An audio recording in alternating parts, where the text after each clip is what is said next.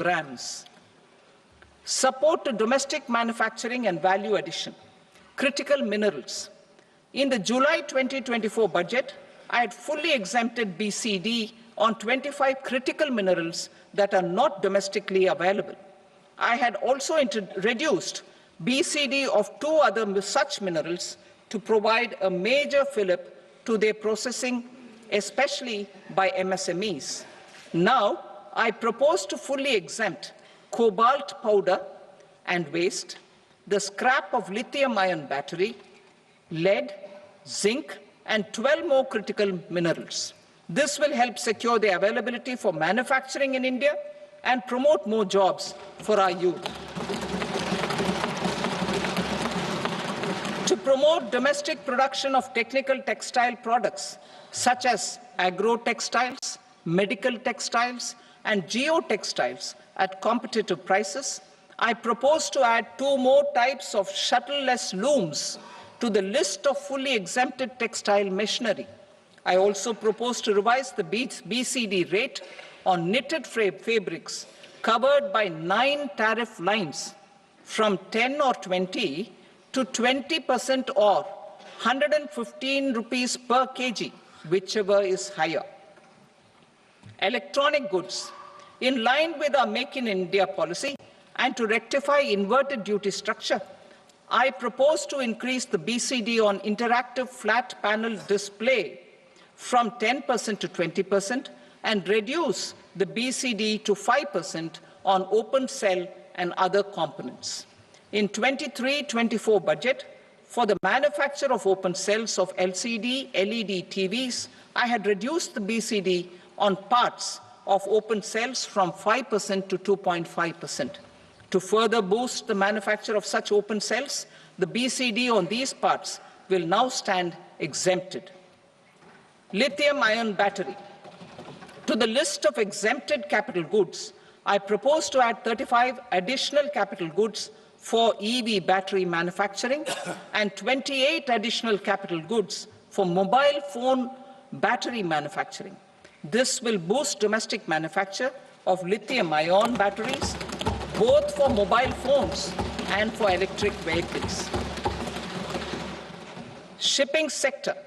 Considering that shipbuilding has a long gestation period, I propose to continue the exemption of BCD on raw materials, components, consumables, or parts for the manufacture of ships for another 10 years.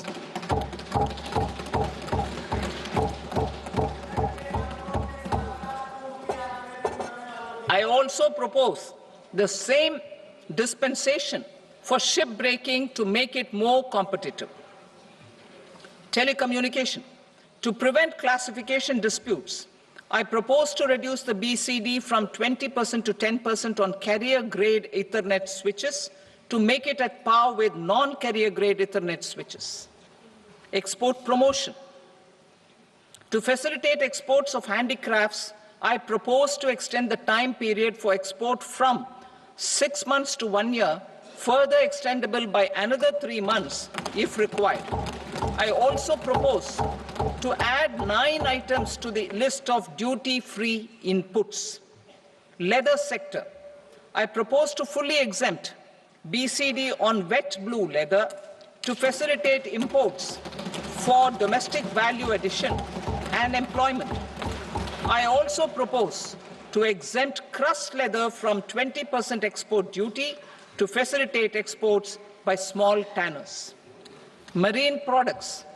To enhance India's competitiveness in the global seafood market, I propose to reduce BCD from 30% to 5% on frozen fish paste, surimi, for manufacture and export of its analog products. I also propose to reduce BCD from 15% to 5% on fish hydrolysates for manufacture of fish and shrimp feed. In July 2024 budget, to promote development of domestic MROs for aircraft and ships, I had extended the time limit for export of foreign origin goods that were imported for repairs from 6 months to 1 year and further extendable by 1 year. I now propose to extend the same dispensation for railway goods. Time limit for provisional assessment. Presently, the Customs Act 1962 does not provide any time limit to finalize provisional assessments, leading to uncertainty and cost to trade. As a measure of promoting ease of doing business, I propose to fix a time limit of 2 years, extendable by a year, for finalizing the provisional assessment. I propose to introduce a new provision that will enable importers or exporters, after clearance of goods, to voluntarily declare material facts and pay duty with interest but without penalty. This will incentivize voluntary compliance. However, this will not apply in cases where department has already initiated audit or investigation proceedings.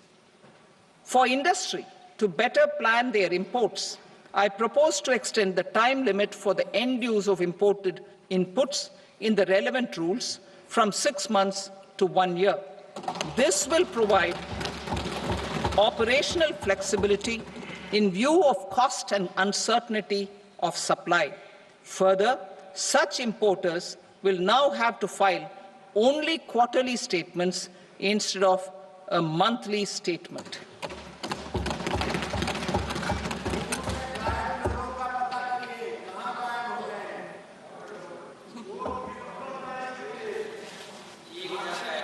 I now come to my direct tax proposals. In Part A, I have briefly underlined taxation reforms as one of key reforms to realize our vision of Vikasit Bharat. In respect of criminal law, our government had earlier ushered in Bharatiya Nyaya Sanhita, replacing Bharatiya Danda Sanhita. I am happy to inform this august House and the country that for new income tax bill will carry forward the same spirit of Nyaya in its drafting as well.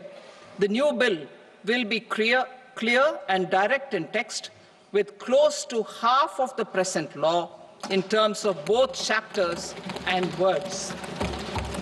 It will be simple to understand for taxpayers and tax administrators, leading to tax certainty and reduced litigation. Reforms, however, are not a destination.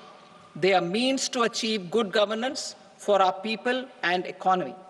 Providing good governance primarily involves being responsive. The Tirukural captures this in verse 542, which reads, "Vaanokki vaazhum ulagallam, mannavan kol nokki vaazhum kudi," meaning, just as the living beings live expecting rains, citizens live expecting good governance. Our government is committed to keeping an ear to the ground and a finger on the pulse and responding while balancing our national building efforts.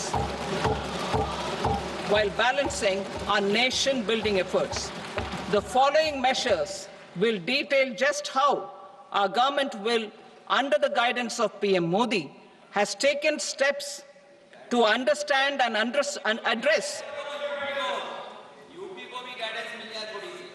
I repeat that sentence, sir. The following measures will detail just how our government, under the guidance of PM Modi, has taken steps to understand and address the needs voiced by our citizens. My tax proposals are guided by this spirit. The objectives of my proposals are as follows. Personal income tax reforms with special focus on middle class. Rationalization of TDS and TCS for easing difficulties. Encouraging voluntary compliance. Reducing compliance burden. Ease of doing business. Employment and investment. I will come to my proposal on personal income tax towards the end. TDS and TCS, rationalization for easing difficulties. I propose to rationalize tax deduction at source, TDS, by reducing the number of rates and thresholds above which TDS is deducted. Further, threshold amounts for tax deduction